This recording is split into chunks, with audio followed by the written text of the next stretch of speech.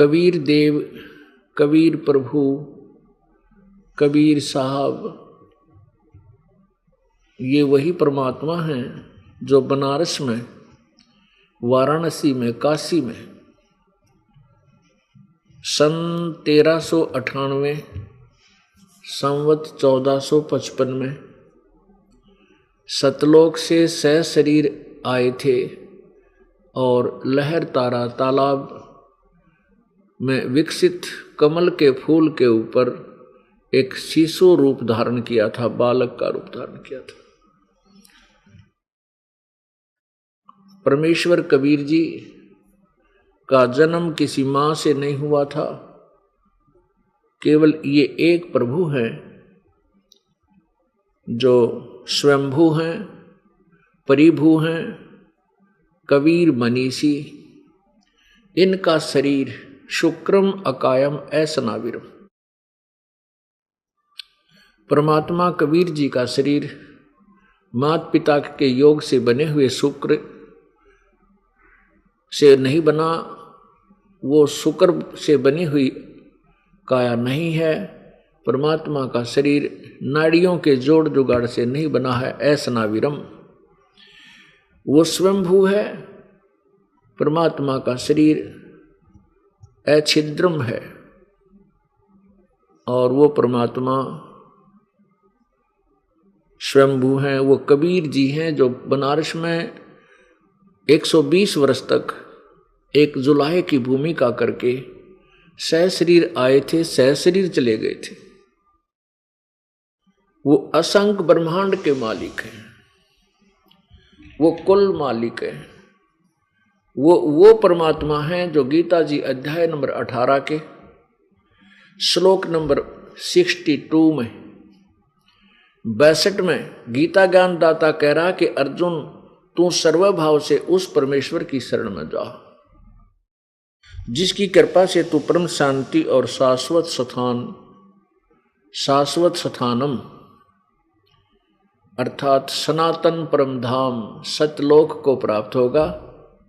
गीता जी अध्याय नंबर 15 के श्लोक नंबर 4 में कहा कि जब तुझे तत्वदर्शी संत मिल जावे उसके पश्चात उस परम पद परमेश्वर की, उस परमेश्वर के परम पद की, उस परमेश्वर के जो गीता जी अध्याय नंबर 18 के 62 में जिसके विषय में कहा है, उस परमेश्वर के परम पद की खोज करनी चाहिए, जहां जाने के बाद साधक फिर लौटकर संसार में नहीं आते, जिनकी जन्म मृत्यु फिर कभी नहीं होती। वो पूर्ण मोक्ष प्राप्त करते हैं। और जिस परमेश्वर ने, ये वही परमेश्वर है जिसने पूरे ब्रह्मांडों की रचना की है। गीता ज्ञान दाता कहता है कि मैं भी उसी की शरण में हूं और उसी की पूजा करनी चाहिए, उसी से पूर्ण मोक्ष होगा। गीता जी अध्याय नंबर 7 के श्लोक नंबर 29 में 29 में गीता ज्ञान दाता कह रहा है कि जो तत्ब्रह्म से यानी उस परमेश्वर से, जो गीता जी अध्याय नंबर 18 के श्लोक नंबर 62 में जिसके विषय में कहा है, तत्ब्रह्म यानी उस परमेश्वर के तथा संपूर्ण आध्यात्मिक ज्ञान से, उस परमेश्वर से तथा संपूर्ण आध्यात्मिक ज्ञान से और सब कर्मों से, पुण्य पाप आदि सभी कर्मों से जो परिचित हो जाता है, वो व्यक्ति फिर केवल जरा और मरण से, जरा माने बुढ़ापा, मरण मीन मृत्यु, यानी बुढ़ापा और मृत्यु ये सबसे ज्यादा दुखदाई इस मानव शरीर के लिए होते हैं। कहते हैं फिर वो जरा और मरण से ही छुटकारा पाने का प्रयत्न करता है। वो यहाँ का ना देव बनना चाहता है, ना महादेव बनना चाहता है, ना कोई पृथ्वीपति बनना चाहता है। वो केवल अपनी जन्म मृत्यु के उस रोग को कटवाने का ही प्रयत्न करता है। गीता जी अध्याय नंबर 8 के मंत्र नंबर 1 में अर्जुन ने पूछा कि प्रभु आपने जो 7वें अध्याय के 29वें श्लोक में जिस तत्ब्रह्म उस परमेश्वर के विषय में जिक्र किया अभी, वो परब्रह्म, वो तत्ब्रह्म कौन है? वो किसको कहते हो? तत्ब्रह्म। गीता ज्ञान दाता ने 8वें अध्याय के 3रे श्लोक में उसका उत्तर दिया है कि वो परम अक्षर ब्रह्म है। पुण्यात्माओं, ये एक ऐसा सामूहिक सत्संग शिक्षा केंद्र है, आध्यात्मिक शिक्षा केंद्र। इसमें आपको ये महीने में 6 पीरियड अटेंड करने पड़ते हैं। 6 सत्संग होते हैं 6 दिनों के, और इनको आपने अटेंड करना होता है। और इन 6 दिनों के अंदर हमने वो कंप्लीट सिलेबस करवाना होता है, जो पूरे वर्ष में आपको रह रह कर रिवाइज करवा करवा के वो परमात्मा की महिमा आपके हृदय में जचानी होती है। जब आपके हृदय में ये सत्य ज्ञान तत्व ज्ञान फीड हो जाएगा, समा जाएगा, फिर वो अज्ञान हट जाएगा। 3 परमात्मा है। एक ब्रह्म, जिसे क्षर पुरुष भी कहते हैं, जिसे क्षर ब्रह्म भी कहते हैं, इसको ईश भी कहते हैं।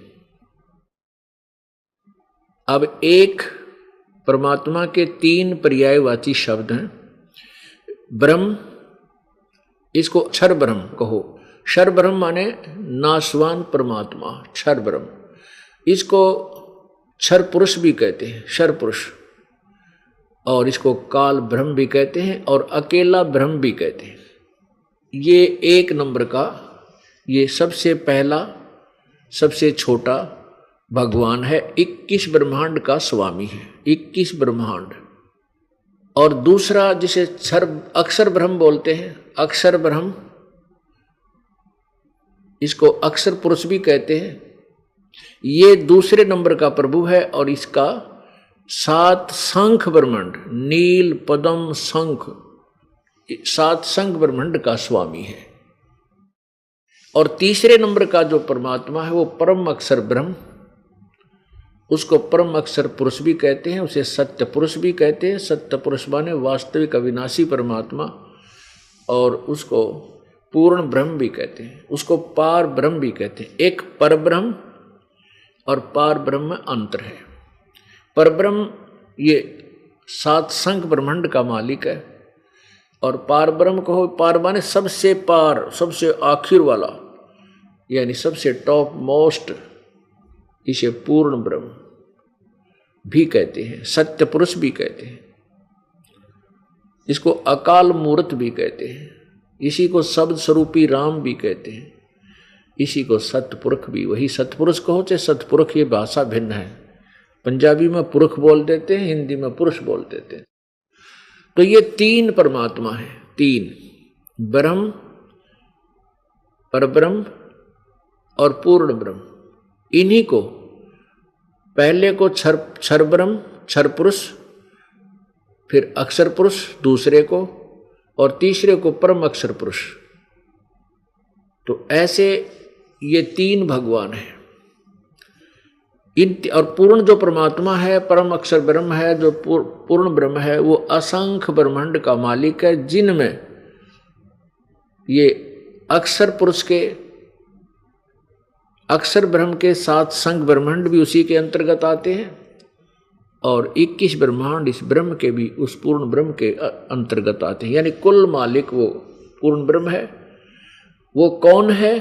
वो कबीर है, वो कबीर देव है। वेदों में उसे कबीर देव कहा है, कुरान शरीफ में उसे कबीर, अल्लाह कबीर कहा है, अल्लाह अकबर। अकबर कहो, कबीर कहो, कबीरन कहो, खबीरन कहो, खबीरा कहो, कबीरा कहो। ये अपनी भाषा के अंतर्गत उसी परमात्मा की तरफ बोध करते हैं। और अरबी भाषा में कबीर का अर्थ बड़ा भी होता है। अब उन बोली आत्माओं ने उसका अर्थ अल्लाह अकबर का अर्थ कर दिया, बड़ा भगवान। किसी ना किसी कोई भी नाम है, उसका मीनिंग अवश्य होता है, उसका कोई ना कोई अर्थ बनता है। इसी प्रकार कबीर देव, वेदों में कबीर देव है, हम उसे कबीर बोलते हैं। कबीर को हमारी विशेषकर भारतवर्ष के अंदर जो हिंदी भाषी और अनएजुकेटेड हिंदी भाषी अनएजुकेटेड, अशिक्षित जो वर्ग अक्षेत्र है पहले था, वो एक ऐसी लोकल लैंग्वेज थी। हम वे को बै बोलते हैं, जैसे वेद प्रकाश, वेदपाल को हम वेद प्रकाश वेदपाल बोलते हैं, बै बोलते हैं। तो इस प्रकार वेदों में कबीर देव, उस कबीर देव की महिमा वेदों में कलम तोड़ लिखी है। तो इन्होंने अनुवादकर्ताओं ने संस्कृत के से हिंदी में अनुवादकर्ताओं ने कवि का अर्थ, कबीर का अर्थ उन्होंने कवि कर दिया और देव का अर्थ परमेश्वर कर दिया। उन्होंने कवि परमेश्वर कर दिया। अपुण्यात्मा हम उसको कबीर देव को कबीर कबीर बोलन लागे, कबीर कबीर साहब, साहब कहो चाहे भगवान कहो, परमेश्वर कहो। तो ऐसे ये भाषा भिन्न अपने अपने भाषा में परमात्मा के नाम जैसे उपमात्मक नाम है। साहब कहो, साहिब कहो, राम कहो, खुदा कहो, गॉड कहो, अल्लाह कहो या रब कहो, ये सब शक्ति बोधक शब्द हैं और परमात्मा के ही सूचक हैं, बोधक हैं। अब परमात्मा